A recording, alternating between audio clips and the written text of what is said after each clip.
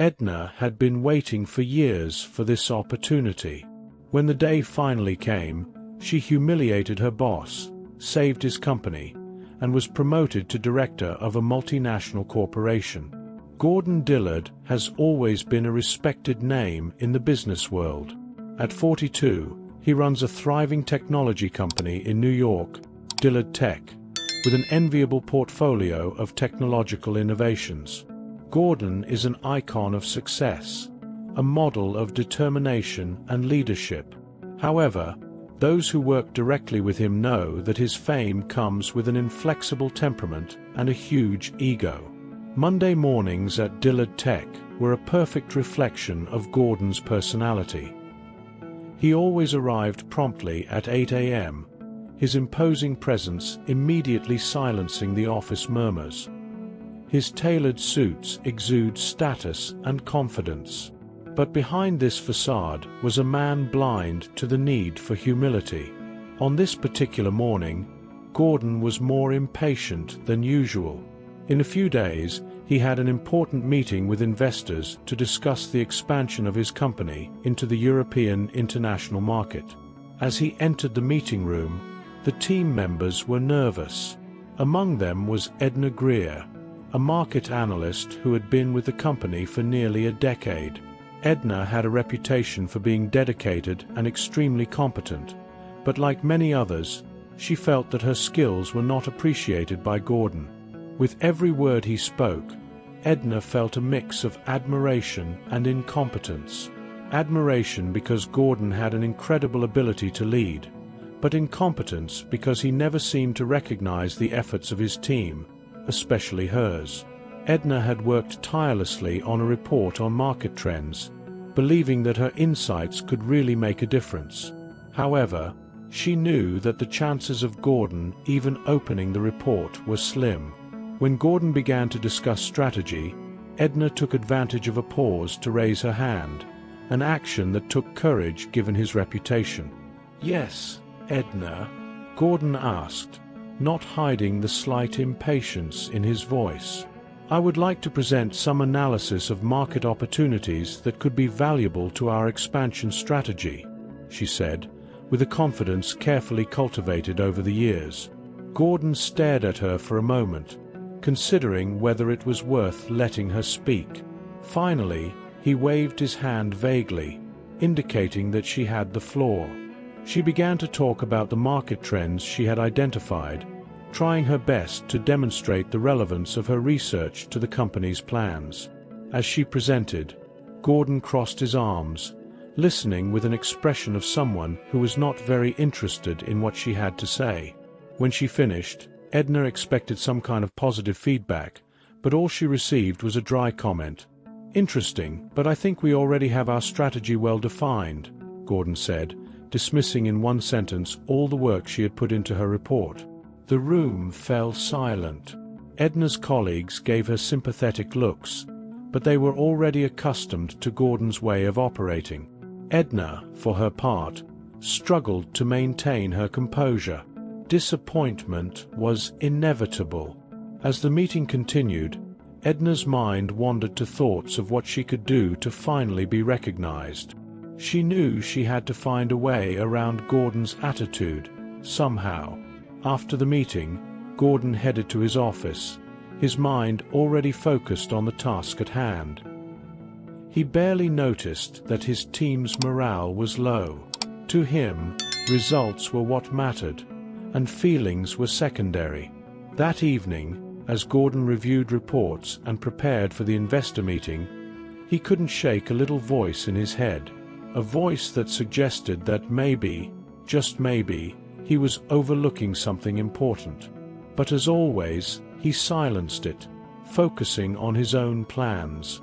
As Edna was lost in thought, a co-worker, Laurie Vance, quietly approached her desk. Laurie was an experienced programmer and one of the few people in the company with whom Edna felt a genuine friendship. "Hey, Edna, are you okay?" Laurie asked, her soft voice filled with genuine concern. "I noticed the meeting yesterday was a little difficult." Edna sighed, closing her eyes for a moment before answering. Yes, it was. It seems that no matter how hard I try, it's never enough for Gordon. I really thought he might consider my analysis this time. Laurie smiled slightly, trying to convey a little hope. You know how he is. But you have talent, Edna, and we all know that. Maybe you just need to find the right opportunity to show it to him. Edna nodded, but their conversation was interrupted by a notification on her computer. It was an email from Alina, Gordon's personal assistant. She asked for Edna to come to Gordon's office as soon as possible. Her heart instantly raced. She wondered what had happened. As Edna walked toward Gordon's office, she couldn't help but feel a small tremor of nervousness come over her. It wasn't often that she was called directly to his office, and the mystery of the reason behind the call made her stomach churn. When she finally entered Gordon's office, she was greeted by his stern gaze, but also by an unexpected gesture for her to sit down. "Edna, I need you for a project," Gordon said, his voice expressionless as he looked over some papers on his desk. "We're developing a new proposal for the European market, and I want you to work directly on it." Edna was overcome with surprise. The opportunity she had been waiting for had finally come, but not in the way she had imagined. "Sure, Mr. Dillard, I'm available," Edna replied, trying to keep her voice steady. "Great," Gordon continued, without looking up. "I need you to analyze consumer trends over the last 5 years and propose innovative strategies that can be applied to our entry into the European market. And I want results quickly." Edna felt a mix of nervousness and excitement, because she knew this was her chance to prove herself. She knew Gordon probably wouldn't give her any credit for her work, but just being asked to work on something so significant was a victory in itself. As she left the office, Edna immediately began making mental plans on how to approach the project in a truly impactful way. Laurie, who was waiting for her outside, noticed the look of determination on Edna's face. "What happened?" Laurie asked curiously. "Gordon wants me to work on an expansion project for the European market," Edna replied, trying not to show her excessive excitement. "It's a big responsibility, and I need to make it worth it." "That's amazing, Edna," Laurie exclaimed excitedly. "I knew you'd get a chance like this. If you need help, I'm here for you." With Laurie's support and the newfound responsibility, Edna felt a new energy rise within her. This was the moment she had been waiting for, and she couldn't waste it. Edna worked hard, devoting herself day and night to the project. Every chart, every report was a chance to show her true worth, and she was determined not to fail. The next morning, the atmosphere at Dillard Tech was more hectic than usual. Gordon Dillard was on his way to an important meeting with multimillion-dollar international investors. He prepared for the event like a general before a battle, reviewing every detail of the financial reports and expansion strategies.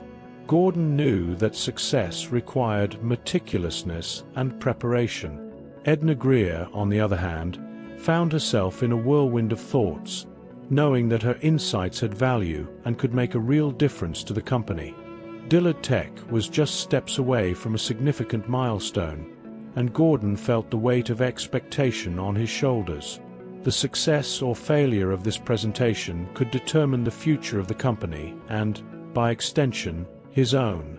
First thing in the morning, Gordon was already in the office, frantically reviewing every detail of the presentation.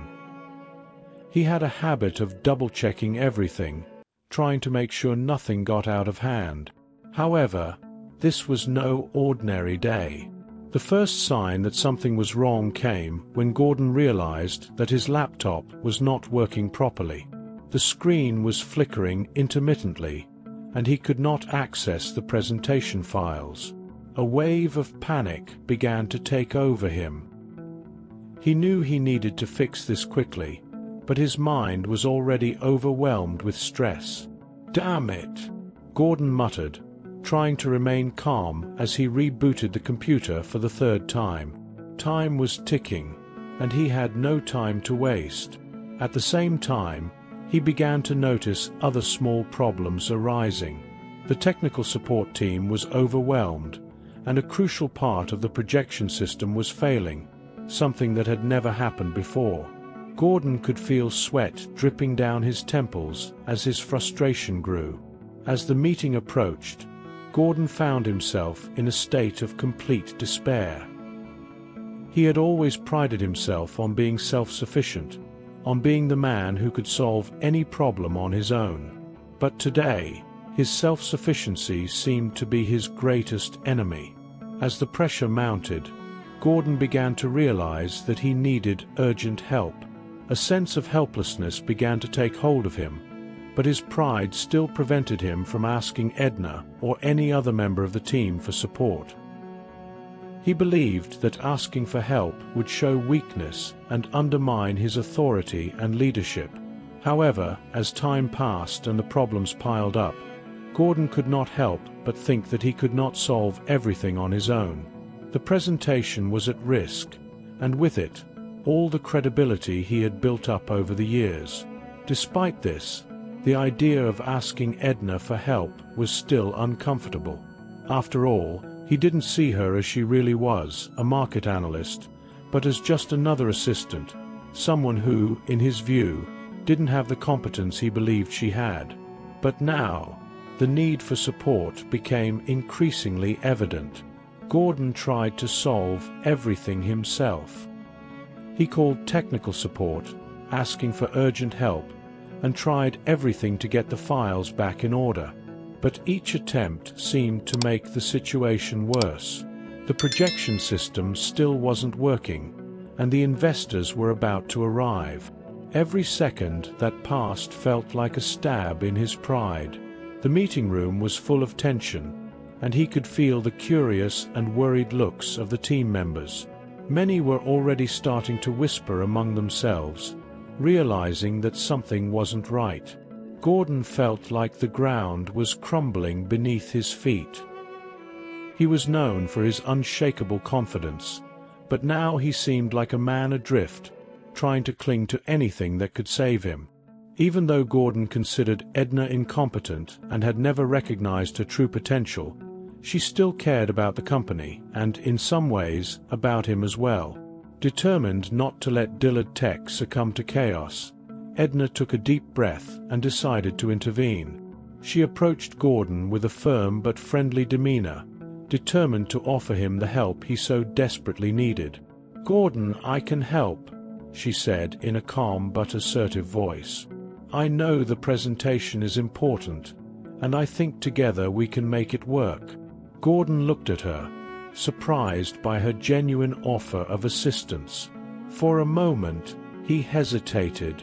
Part of him still resented the idea of relying on anyone, especially Edna. However, since he had little else to do, he agreed to receive her help. Once the investors arrived to watch the presentation, Edna quickly took control of the meeting, demonstrating an impressive ability to analyze the market and present the company as a great partner for business in Europe. Her efficiency and professionalism were astonishing, even to Gordon, who had never believed in her professionalism. As Edna presented to the investors, Gordon began to realize that Edna was not just an ordinary employee. She had an intelligence and dedication that he had never truly recognized. He felt ashamed that he had ignored her skills for so long and humiliated her by someone he considered incompetent. Edna delivered the presentation flawlessly, and the investors were gradually won over by the combination of strategy and innovation presented. The presentation was a resounding success. The investors were visibly impressed, not only by the ideas proposed, but by the cohesive and professional manner in which the presentation was conducted. Edna managed to convince them to close the deal. The compliments began to pour in as soon as the meeting ended, and Gordon finally felt relief and gratitude to Edna. Inexplicable. After the investors left, the room was empty except for Gordon and Edna. He turned to her, and for a moment, words failed him. It wasn't easy for him to admit that he had underestimated someone, especially someone who had proven so vital that day. "Edna, Gordon began hesitantly. "I really appreciate what you did today. I couldn't have done it without your help. You've surprised me in ways I can't imagine." Edna smiled slightly, understanding how hard it was for him to admit that. But more than that, she felt that this moment marked the beginning of something new, a change in her relationship with Gordon, one that could finally turn into a genuine recognition of his capabilities. "No need to thank me, Gordon," she replied in a gentle but determined tone. "I believe in what we do here, and I'm here to help in any way I can." For the first time, Gordon began to see Edna not as a mere employee, but as someone who had the potential to be a true ally. Their unlikely partnership brought not only success that day, but also the promise of a more collaborative future at Dillard Tech. Gordon, who had traditionally been seen as an aloof and self-sufficient boss, was about to do something that many of his employees thought impossible. He was prepared to publicly thank Edna, his assistant, and acknowledge her value in front of the entire team. Word spread quickly that Gordon was going to gather everyone for an announcement. The hallways were filled with curious whispers, and many wondered what he would have to say. It was unusual for Gordon to address his team outside of the formal context of a business meeting.